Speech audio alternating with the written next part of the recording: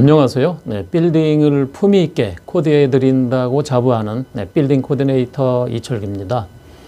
오늘은 그 서울에 있는 그 5대 상권, 5개 5대 상권이 있는데 이쪽 상권이 서서히 이렇게 부활을 하고는 있습니다만은 아직은 시기상조라는 이런 말씀을 드리는데요. 왜냐면은 뭐 이쪽 상권의 유동인구는 그 코로나 그 전에 비해서 꾸준히 이렇게 늘어나고는 있지만은 사실은 이 고객들의 지갑이 열리지 않기 때문에 이런 현상이 벌어지지 않나 이런 생각을 하는데 여기에 대해서 한번 살펴보도록 하겠습니다. 우선 그 코로나19 엔데믹을 맞이해서 이렇게 부활을 꿈꾸었던 이런 그 자영업자나 소상공인들이 다시 또 울상이라고 합니다. 왜냐면은 앞에서도 말씀드렸다시피 이렇게 지표상으로는 긍정적인 이런 그 신호가 꾸준히 이렇게 이어지고 있지만은요, 사실 이렇게 실속이 없다는 그런 얘기인데요. 지난해 11월 달 같은 경우에는 5대 상권이죠. 우리나라 서울에 명동이나 강남, 그리고 홍대 입구, 압구정 성수역 같은 경우에 지하철역에서 하차한 인원이 집계로 768만 명이나 됐었습니다. 어느 정도 규모냐 하면은요, 코로나19가 이렇게 확산하던 2020년 11월, 그러니까 약 한 2년 전에 비교해 봐서 24%나 늘어났다는 집계인데요. 그리고 또 유통의 그렇게 실핏줄이라고 하는 그런 편의점 이용객도 상당히 많이 늘어났습니다. 거기에 더불어서 또 편의점의 생수 매출이 최대 166%까지나 신장이 됐다고 하는데요.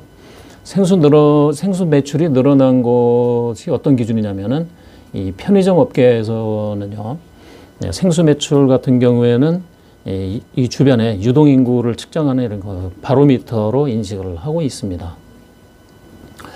명동 매장 같은 경우에는요, 방문객이 코로나 이전에 그 70%까지 상당히 많이 올라왔죠. 여기까지 올라왔지만은 수익은 그 전에 비해서 절반도 안 된다고 그러면서요.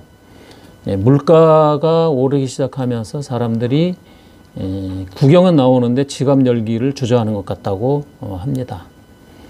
그런데다가 이제 가게 문을 다시 연 그 리오프닝 이후에 소상공인들이 오히려 더 어려움이 더 커졌다고 호소하고 있는데요. 왜냐면은 임대료는 소폭 상승했지만은 인건비 같은 경우, 그리고 최근에 이렇게 공공요금이 우리가 상상하는 그 이상으로 사실 이렇게 폭탄이라는 표현이 맞을 정도로 이렇게 인상이 이렇게 발목을 잡고 있어서 그렇다고 볼 수 있는데, MZ세대가 몰리는 성수동 같은 경우에도요, 그 연무장길이 있습니다. 성수동에. 그 연무장길을 중심으로 권리금도 상당히 많이 급상승하고 있습니다. 이쪽 주변의 권리금이 최근에 30평대 이 상가 점포 기준으로 3억 원대로 형성이 되어 있는데 3, 4년 전에는 거의 1억 정도 수준으로 형성이 되어 있었는데 비하면은 2억 원 이상 이렇게 올랐다고 볼 수가 있습니다.